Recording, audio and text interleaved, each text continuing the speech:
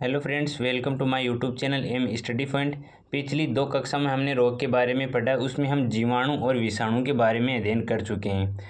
आज हम प्रोटोजोआ जनित रोग क्या है, इनमें कौन कौन से रोग होते हैं, उनके बारे में हम विस्तार से अध्ययन करेंगे। और आज हमारा रोग का टॉपिक समाप्त भी हो जाएगा। ठीक है, तो पहले ट्रिक देखो। पापा काम पे सोते हैं। पापा काम पे सोते हैं। पास से पायरिया रोग, पास से प्रोटोजोआ, इसे हिंदी में परजीवी कहते हैं। का से कालाजार, मैं से मलेरिया, पे से पेचिस या डायरिया। और सोते हैं मतलब कि सोना एक निंद्रा रोग है हाथी पाँव। ठीक है, ये हो गया पायरिया, कालाजार, मलेरिया, पेचिस, डायरिया, निंद्रा रोग और हाथी पाँव। अब आगे देखो, हम इनको अलग अलग पढ़ेंगे। ठीक है, पहले देखो मलेरिया। मलेरिया का परजीवी क्या है? प्लाज्मोडियम रोग कारक। ठीक है, प्लाज्मोडियम। वह क्या है? मादा एनाफिलीज मच्छर। ठीक है, मादा एनाफिलीज मच्छर। प्रभावित अंग है तेज बुखार है। आरबीसी की संख्या में कमी आ जाती है, जिससे मलेरिया रोग हो जाता है। लक्षण क्या है? ठंड के साथ ही बुखार होती है। वाह की खोज रोनाल्ड रोस ने की थी, जिसे इसके कारण उसे नोबेल पुरस्कार भी मिला था। विश्व मलेरिया दिवस 25 अप्रैल को मनाया जाता है। विश्व मलेरिया दिवस 25 अप्रैल को मनाया जाता है। आगे देखो, दवा। इसकी दवा, मलेरिया की दवा कुनेन है, जो सिनकोना वृक्ष की छाल से प्राप्त होता है। मलेरिया मुक्त देश का टारगेट था 2030 टारगेट है। ठीक है, टारगेट क्या है इसका? मलेरिया मुक्त 2030। अगला देखो सेकंड, पेचिस या डायरिया। पेचिस या डायरिया परजीवी क्या है? Anti amoeba histolytica. हिस्टोलिटिका। प्रभावित अंग है आंत है। लक्षण क्या है? दस्त या उल्टी होना। ठीक है, मलेरिया और पेचिस डायरिया दो चीज़ें। आगे तीसरा देखो,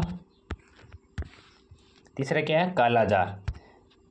परजीवी क्या है? लिस्मानिया डोनावानी या लिस्मेनिया। ठीक है, प्रभावित अंग क्या है? अस्थिमज्जा। प्रभावित अंग अस्थिमज्जा। रोगवाह क्या है? बालू मक्खी। क्वेश्चन आता है इनमें, लगभग रोगवाह पूछते हैं कि कालाजार का रोगवाह क्या है? बालू मक्खी है। लक्षण क्या है? तेज बुखार। भारत का लक्ष्य कालाजार का 2023 था, लगभग कंप्लीट नहीं हुआ, लगभग 70% हुआ है।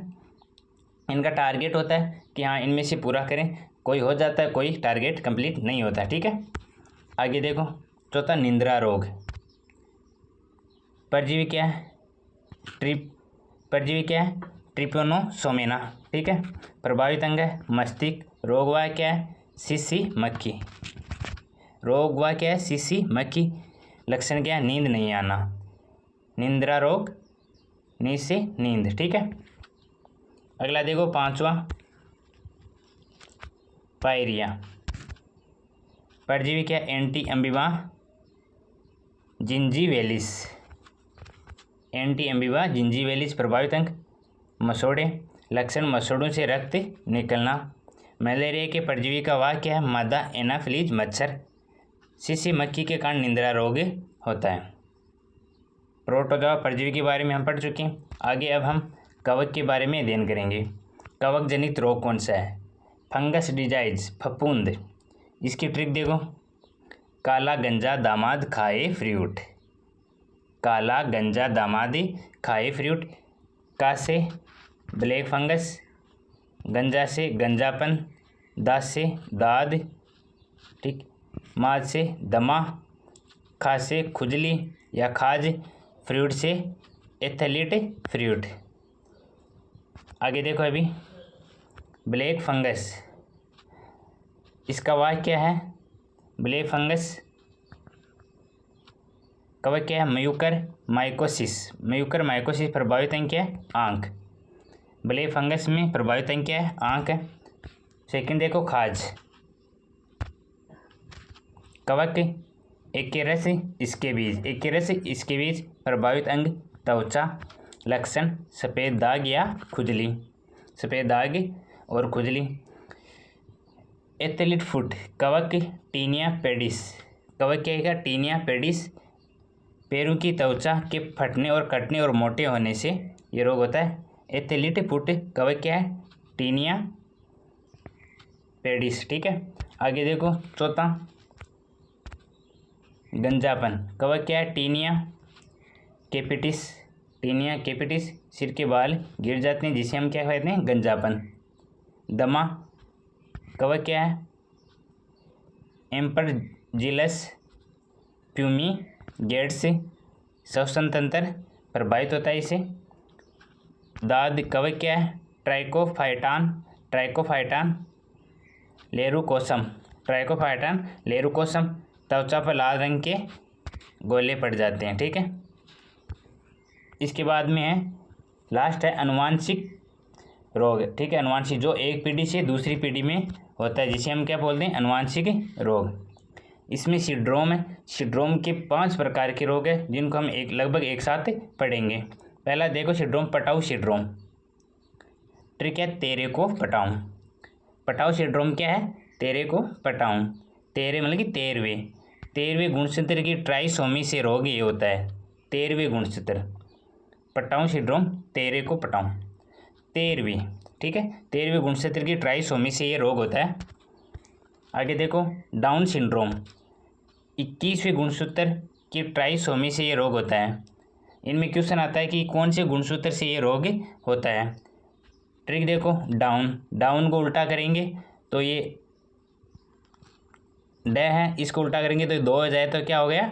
अगला ए का उल्टा करेंगे तो 1 ही रहेगा, तो क्या हो गया? 21।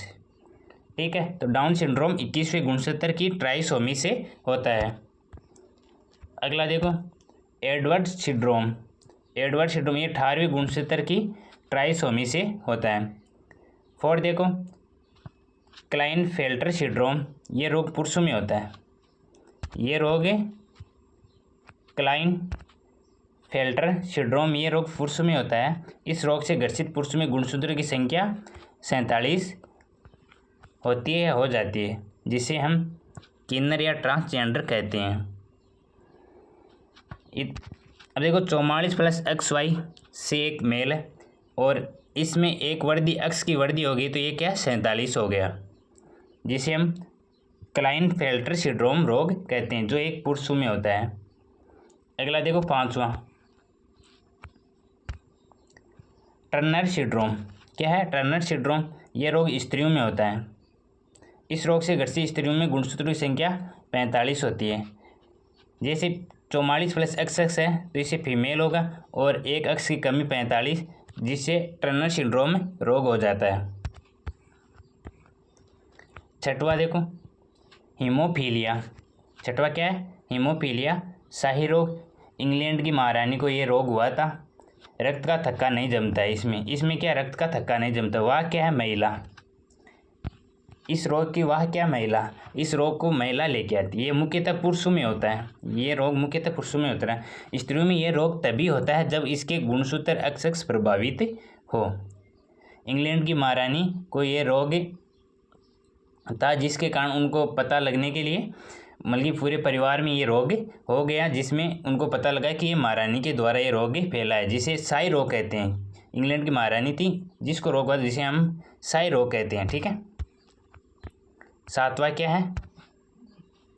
Colour blinds. ठीक है, इसमें हरे और लाल रंग में विभेद नहीं होता है। हरे और लाल रंग में विभेद नहीं कर पाते, जिसे हम कलर ब्लाइंड कहते हैं। कोई भी डिफेंस एग्जाम है उनमें ये प्रयोग होता है, मतलब कि देखते हैं कि कलर ब्लाइंड से रोग है या नहीं। यदि है तो उनको उसमें सिलेक्ट नहीं किया जाता है। वह क्या? इसकी महिला है, रोगी पुरुष है। ये एक अनुवांशिक रोग है। ठीक है, आगे देखो इटाइटाई रोग। कैडमियम सीडी के संपर्क से आने से ये इटाइटाई रोग होता है। इससे रीढ़ और जोड़ों में दर्द होने वाली बीमारी है। यह एक रीढ़ और जोड़ों में दर्द होने वाली बीमारी है। पहली बार 1960 के दशक में जापान में पहचाना गया था। ठीक है, पहली बार जापान में पहचाना गया था। अगला है मधुमेह रोग। इंसुलिन की कमी से होता है, हार्मोन की कमी। इंसुलिन हार्मोन की कमी से मधुमेह रोग होता है। इस प्रकार हमने रोग को अच्छी तरह से विस्तार से पढ़ लिया। ठीक है, ओके, थैंक यू।